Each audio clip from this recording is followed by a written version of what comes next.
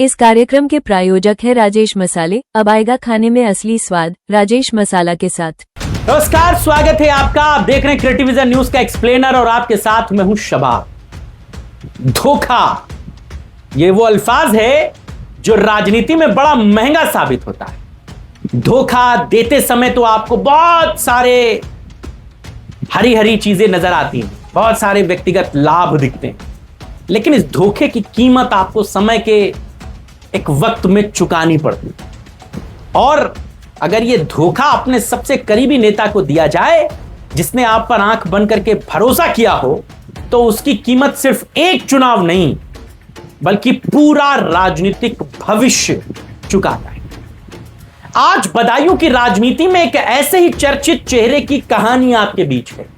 यह कहानी उस विधायक की है जिसने राज्यसभा के चुनाव में समाजवादी पार्टी से बगावत की, लोकसभा चुनाव में अपनी ही पार्टी के उम्मीदवार के खिलाफ माहौल बनाया, उसे हराने की हर संभव कोशिश की, अपनी पत्नी और बहन तक को बीजेपी में शामिल करवा दिया।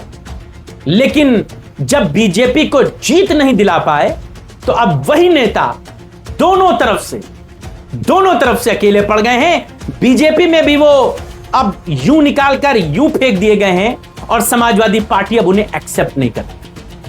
चूंकि जिक्र बदायूं का हो चला है, इसलिए आपको पता चल ही गया होगा। हम बात कर रहे हैं बिसौली से समाजवादी पार्टी के विधायक आशुतोष मौर्य उर्फ राजू। जी, ये उन 7 बागी विधायकों की फेहरिस्त में थे जिन्होंने समाजवादी पार्टी के साथ गद्दारी की।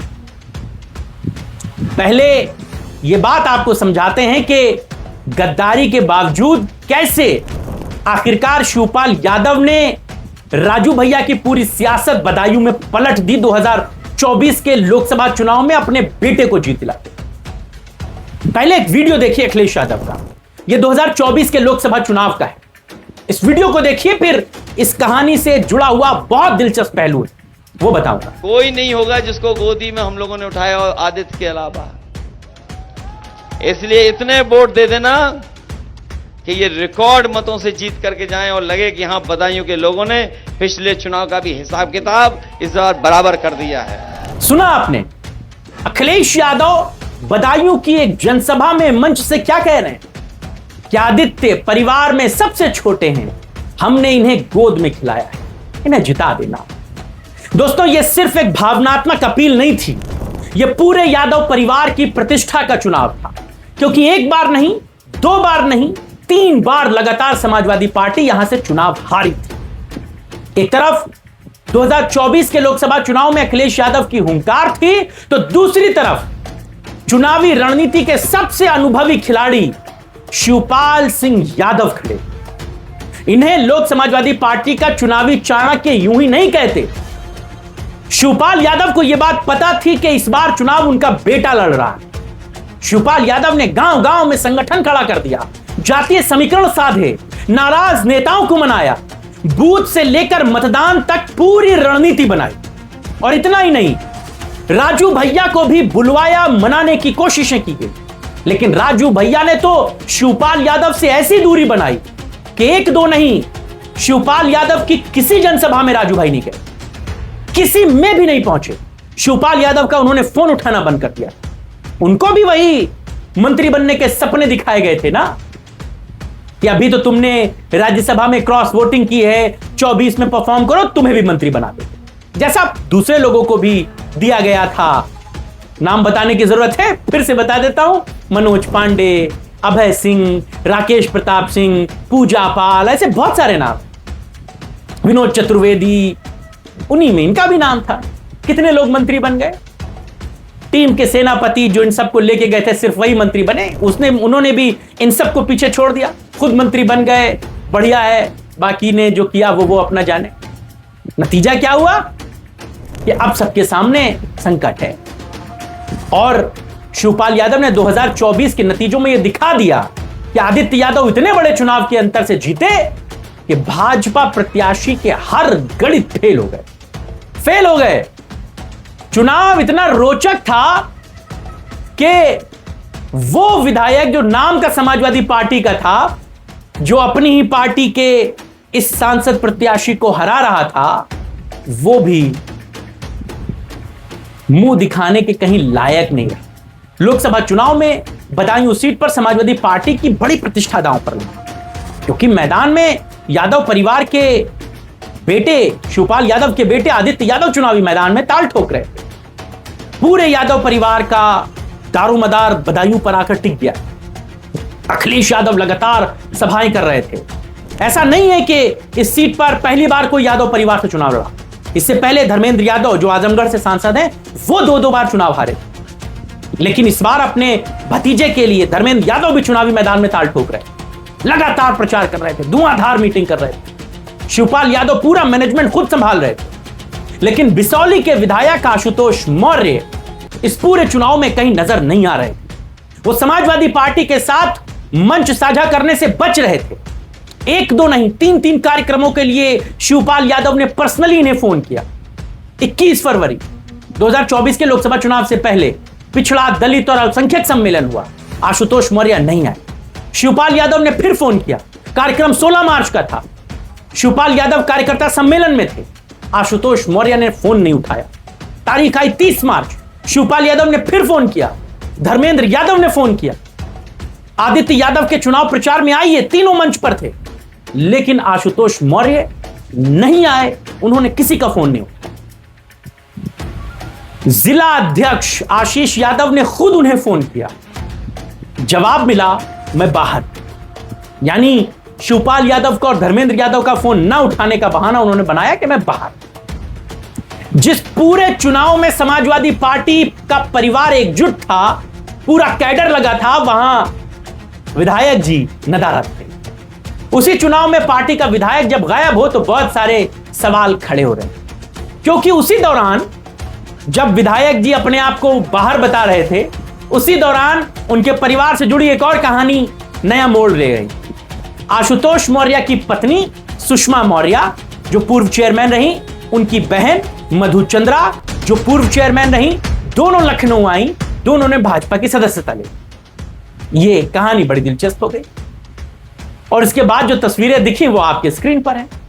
एक तरफ समाजवादी पार्टी के लोग प्रचार कर रहे थे, दूसरी तरफ विधायक जी की पत्नी और बहन सर पर भाजपा की टोपी लगाए, गले में भाजपा का पटका पहने भाजपा के पक्ष में प्रचार कर रही थी। यह बात समाजवादी पार्टी के कार्यकर्ताओं को बहुत गुस्से से भर रही थी। बिसौली, बिलसी, चूंकि इन दोनों जगहों पर आशुतोष मौर्य का प्रभाव रहा है।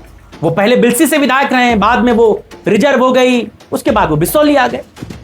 लेकिन सिर्फ बिसौली में ही नहीं, बिसौली, बिलसी, सहसवान, हर जगह पर महिला की टोलियों के साथ बीजेपी के लिए उनकी बहन और पत्नी प्रचार करती नजर आई, भाजपा के लिए वोट मांगती दिखी। यानी जिस विधायक को समाजवादी पार्टी के वोटों ने जिताया था, उसी विधायक का परिवार भाजपा के लिए वोट मांग रहा है। और खबरें यह आई कि यह सारा काम विधायक जी खुद करवा रहे, पर्दे के पीछे रहे। वो खुद तो सामने आ नहीं सकते थे, क्योंकि अगर वो सामने आएंगे तो सपा का जवाब देना पड़ेगा। राजनीतिक हलकों में लगातार चर्चाएं होने लगी।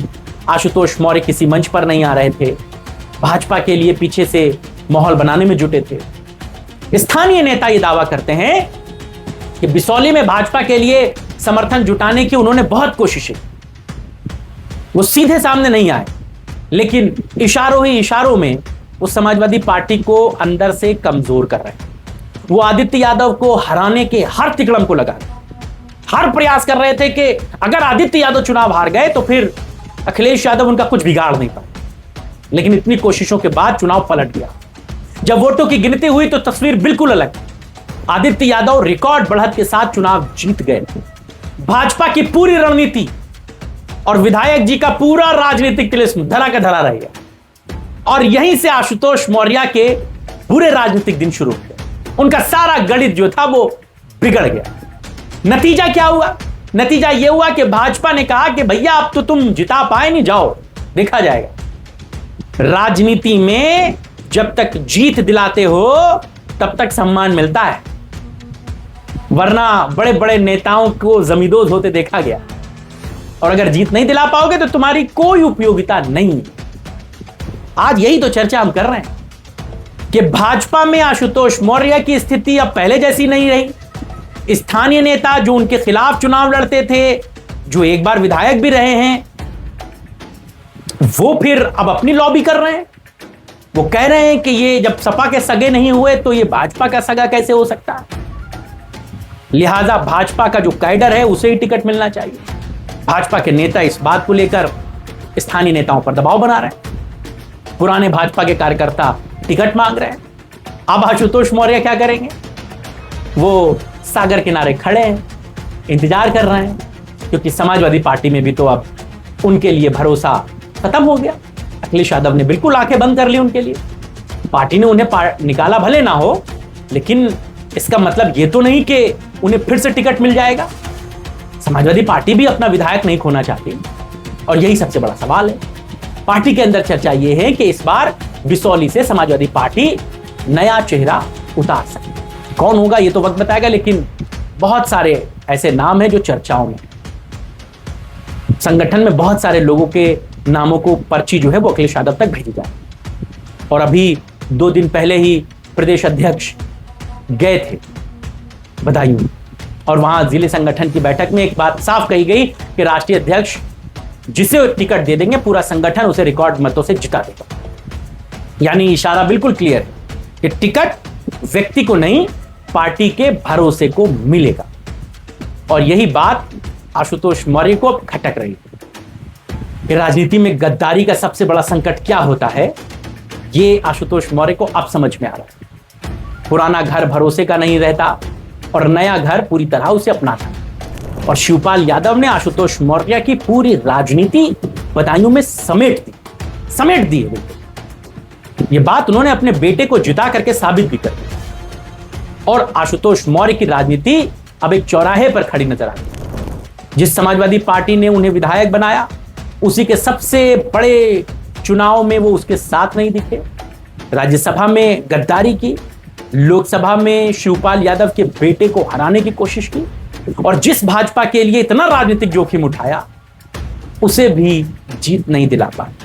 अब 27 का चुनाव सर पर है, टिकट की गारंटी कहीं नहीं है, भरोसा दोनों तरफ से कमजोर है, और नेताजी लगातार लखनऊ के चक्कर काट रहे हैं। और बदायूं की राजनीति आज यही सवाल पूछ रही है कि क्या अखिलेश यादव 27 में उस नेता को माफ कर देंगे जिसने राज्यसभा में क्रॉस वोटिंग की, लोकसभा में अपने ही उम्मीदवार के साथ गद्दारी की, या फिर बिसौली से इस बार किसी नए चेहरे पर दांव लगाया जाएगा।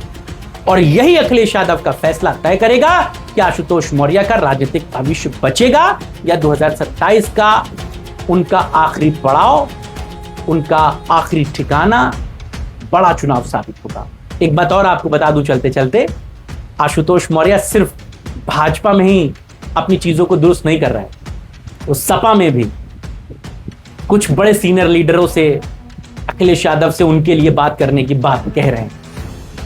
अब क्या होगा ये तो अखिलेश यादव तय करेंगे, लेकिन अखिलेश यादव शिवपाल यादव की बात को काटेंगे।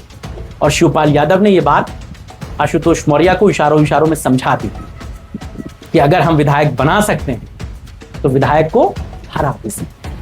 आप बताइएगा क्या होगा आशुतोष मौर्य का राजनीतिक भविष्य, क्या होगा बिसौली में, बदायूं में उनका राजनीतिक करियर।